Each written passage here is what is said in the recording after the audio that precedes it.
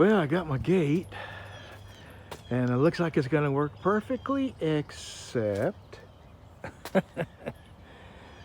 is, I think it's gonna just barely squeak in there. When I measured 16 foot, I wasn't accounting for the pin that has to stick out and the hinge. And yeah, I kind of screwed up, but I have an idea. I think I can cut this back about an inch, take about an inch off of this, and I think it will fit in there snug. I won't know until I get these mounted up just how much I'll have to take off of this, but that is completely doable. My other option is to take the fence off of this 4x4, pull this 4x4 up out of the ground and move it over an inch. But I think shaving that 4x6 an inch off of that will work. But right now I'm going to mount it, since the holes, where I put the holes for these are not going to change. So I'm going to get this mounted, get it straight, level, and then I'll see how far I lack from getting that into the inside the 4x4, and I'll know how much I got to cut off of this end. All right. That is hard to do by yourself. My wife's back is out still. She can't get out of the recliner until her back gets better. Anyway, I have I'm gonna redo what I was gonna do was cut that pole, but what I'm gonna do is cut a pocket in this pole. Let me show you why. I'm only off by, hold on, I'm getting there. I'm gonna cut a 1-inch pocket by 1.25 inches. All the way down here, an inch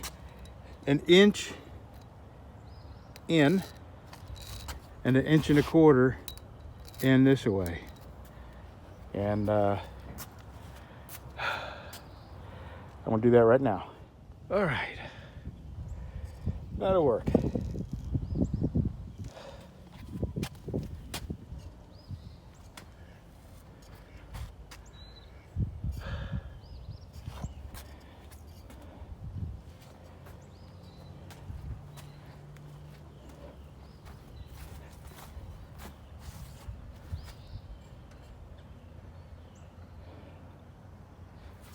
Okay.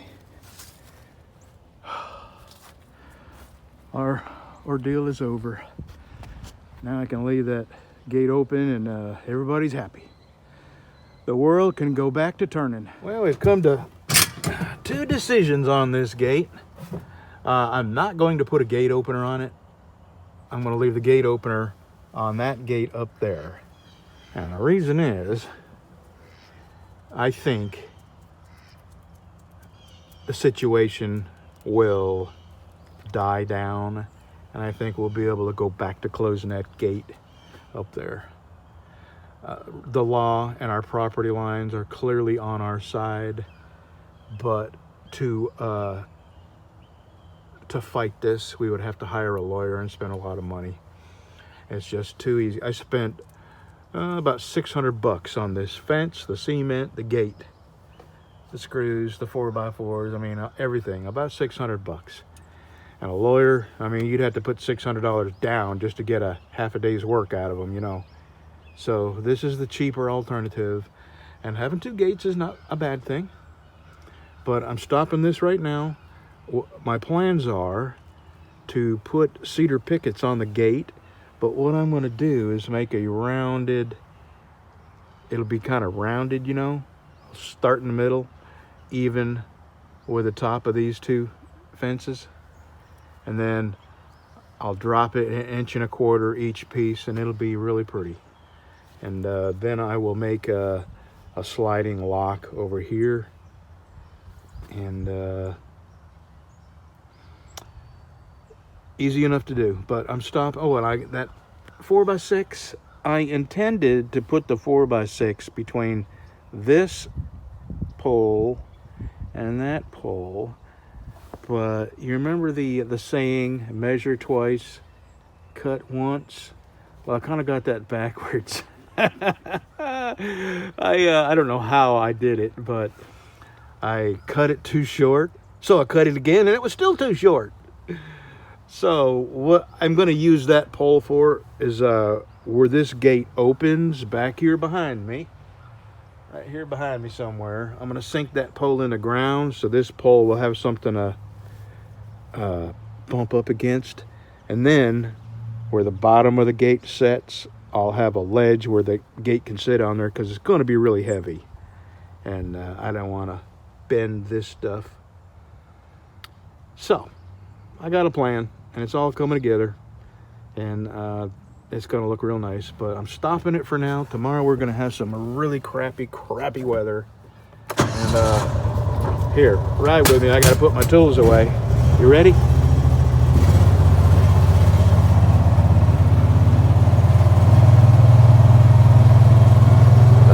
Going to have some really, we've had 6+ inches of rain the other day. We've had 2 days of, mild weather. Today's a nice day. And then tomorrow it's going to be rainy and, kind of gloomy most of the week. And Sunday they're saying we could have a wintry mix, which we don't get that often. So we'll have, if we do get ice, we'll have limbs come down and all kinds of stuff to show you. All right, let me go put my tools. Oh yeah, yesterday I rode my bike around a little bit. That was nice. Nice to get out of the house a little. Okay, let me get all my tools put up, and then I'm getting into the knife shop.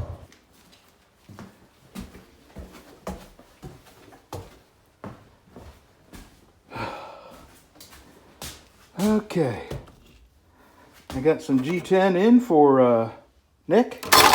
I got some stainless rods. That is $80 worth of stainless rods right there. Knife making is ridiculously expensive, which is why I gotta ask for my knives what I do. Okay, let me see. This is Errol. I don't think I got his bevels ground. I do not. This is Nick. Let me see. I have nothing done to Nick's. So today I'm going to concentrate on Harold's, and because I don't feel like grinding today, but I do have some sanding in me. Half the day is gone, so that's what I'm going to do. I put the sandpaper in there so I would not forget what grit I was at. So let me see where I'm at here. Okay, this is 220. I am at 220. So, Harold, I'm fixing to bring this up to 220. This is your BC Special with stabilized walnut. Okay, I got to get on the floor to get that now, of course. We'll be back. Let me. I keep saying I'm not going to mention Fat Guy again, but I'm not mentioning him, but I want to show you how I know that my knife steel is at the proper hardness, and every knife gets this before I finish heat treating it. This is the giveaway knife here, and it's fresh out of heat treating and tempering. This is a Rockwell hardness file, 55. If it digs into the steel, the hardness is below 55 HRC, Rockwell, 55 Rockwell hardness, on the Rockwell hardness scale. If it slides across it and doesn't bite into it, it's above the 55 HRC. And 55 is what you're shooting for a bushcrafting usable knife that you want to be able to sharpen easy, but will retain an edge reasonably long. 60 is what, stainless kitchen knives, 60 HRC. Those would be stainless kitchen knives that hold their edge for a long time and are much, much more difficult to sharpen. So 55 is what I shoot for. Let's see. I can do this this way. Let me get Harold's knife out of there. Give me just a second. I'll get this set up. All right. This is a 55 HRC. See how it just skates across it and does not bite into the steel? So that is at least 55 HRC and well within the proper hardness parameters for a usable bushcraft knife. So, the guy who said I didn't heat treat the knife properly is full of crap, because all my knives get this. And I've never showed it before because it requires 2 hands, but maybe I'll do that more often.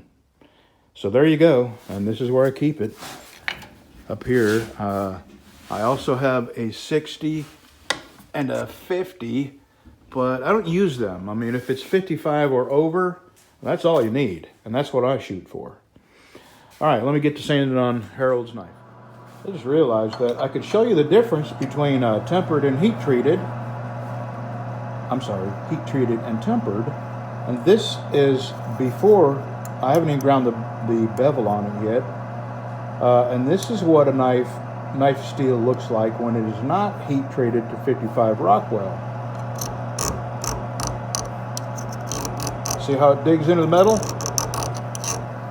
Where's the other one? Where? I'll show you this one more time. Okay. Clearly, it's digging into the metal.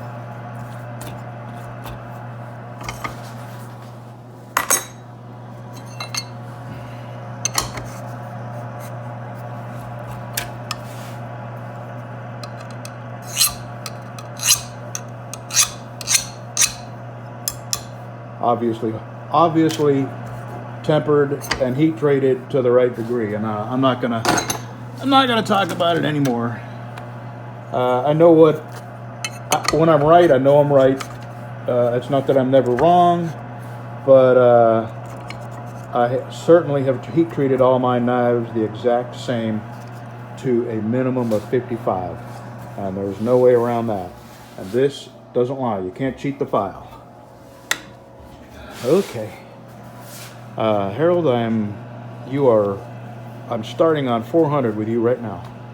400, and then I'm going to go to 500, 600, and then heat treat and temper, but I'm not going to do that today. Tomorrow I will be going to town. I'm going to deliver that knife to the lady in Bossier, and I got a bunch of, tomorrow is the 6th, and all those people are supposed to be in DC. So who knows what may happen. We're going to get all our groceries, and I'm going to buy the pickets for my gate. I'll need 32 of them. And that's it for this video. Hey, let me tell you a couple of things. I am disabling the thumbs up, thumbs down. The only avenue that the evil people have into my life is through the thumbs up, or actually the thumbs down, and I don't want to give them that pleasure, so I'm disabling the thumbs up, thumbs down, and they're completely out of my life forever. The video of me and my wife being baptized, that was a video about 2.5 years old, 3 years old.